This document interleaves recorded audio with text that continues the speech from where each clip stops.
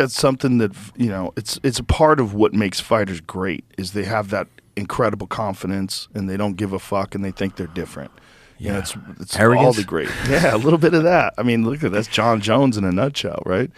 I mean, one of the funniest fucking lines ever was when Jon was talking to DC at the press conference. He was like, "I beat you when I was doing coke." Yeah, a whole night, a weekend of cocaine or something like that. That guy's just like, you talk about uber talent. That guy's like on another level, next level shit, next level. I mean, fuck, and he happens to be fucking mean. So a lot of talented guys, sometimes they're not like the meanest guy. This guy's mean as it fucking gets, Yeah, that's everything.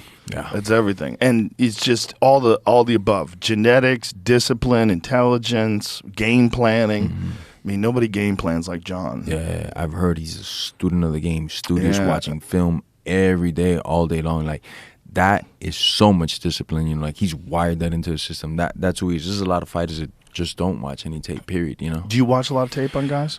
I'll watch. I'll watch at different stages, and then my coaches will keep breaking down stuff, and they'll show it to me. I don't watch tape like every day, but I do go on like segments. Like tonight, I saw somebody for like 2 hours, and I just keep that in my brain, and I'll try to bring that to sparring. Like these are the game plans, right, that I read in my head. Like, I think so and so is a sucker for this, and that, and then I bring that into sparring. I try to emulate it. And the guys, obviously, that I bring into sparring are not the guy I'm going to fight, but they're supposed to be, very similar style, something like that. So I know if it starts working on them, then I'm like one step away from bringing it into mass production and bringing it to the world. So that's kind of how I do it. I just also don't want to look at somebody all day long because I want to focus on me and my strengths as well. I want to be aware of their strengths and what they're good at and what positions I don't want to be involved with them. But I'm worried about me, Yeah, no, I understand. Are you 36 now? 38. 38. Whoa, you look good. Let's go. You look good. How much longer do you think you got in the game? That's a question that I got the answer to it. I'm at American Top Team. I feel the best gym in the fucking world. We have numerous established killers right now, and we have another world of guys coming up, of young, hungry talent that nobody knows of, that are just fucking killers. And I've always felt like when I come into the gym and I can't hang with the pack, when I can't, do around with, so-and-so, and then after that, go with so-and-so and so-and-so, and I'm getting the worser end of it consistently, I'll call it quits, because I don't want to be a stepping stone for nobody. I've been in the sport for 20 years. So when I get into American Top Team, I mean, I'm working out with the best of the best. I truly feel in my heart that the best middleweight right now, his name is Johnny Eblen. He's at Bellator. Yeah. He's a bad motherfucker. Oh, this guy could wrestle. This guy could punch. This guy could kick. He's just a beast. And, like, we've been sharpening iron, me and him, forever. And, there's days that he fucking runs me over. There's days that I do very well, that I hold my own, and we have great sessions. So the times that I start to just get the worser end of the sessions, it's time for me to hang it up. I don't need to go in the ring to find out. Once I can't keep up with the pack no more, I know my time has come, and it's gonna hurt like fuck, because this is all I've known. This is my first, my last love. This is my everything. But at the same time, I'm not gonna do a disservice to my body and let guys beat me that could have never held my jockstrap probably during my prime. So that'll be when I call it quits. Once the gym is telling me like, hey, your time has come, I'm cool with it. I'll just fucking gracefully bow out.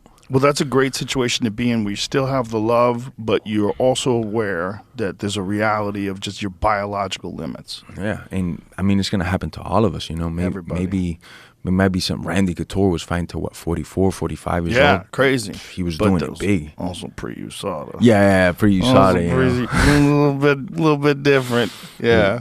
Those days would be Sylvester different. Stallone strand, I think it was called. Yeah. Well, listen, fucking Vitor changed his whole fucking world when TRT was in. All of a sudden, Vitor was I think TRT Vitor was one of the greatest fighters of all time. Most dangerous, you could say. Oh my God, he was so confident.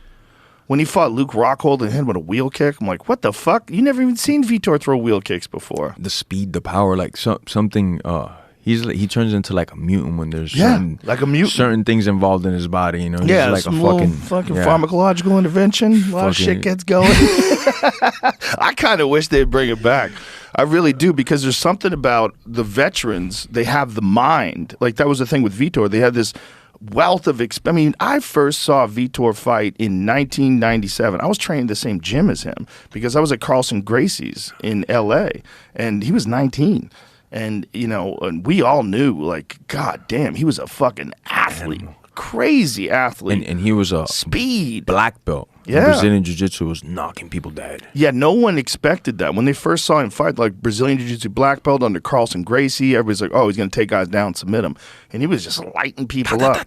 Trey Telligman, Scott Ferozzo won the tournament at 19. Everybody was like, holy Silva. shit. Oh, ran through Vanderlei. And then Vanderlei went on that crazy streak in pride, so it just elevated the fuck out of Vitor. Like, damn. And Vitor did that to him? Holy smoke. I kind of wish they'd let people do whatever the fuck they want to do. Well, other organizations are very lax. Or just like make it like even playing field for everybody because it's just like you saw to overseas the Americans a lot harder than a lot of these other countries that they can't even get into, you know. They're not traveling to the mountains of Dagestan to give people piss tests. You know, so it's just like, man, just make it fair for everybody. If I'm getting tested 20 times a year, right, so-and-so and so-and-so and so should also be getting tested 20 times a year. You know? Well, the worst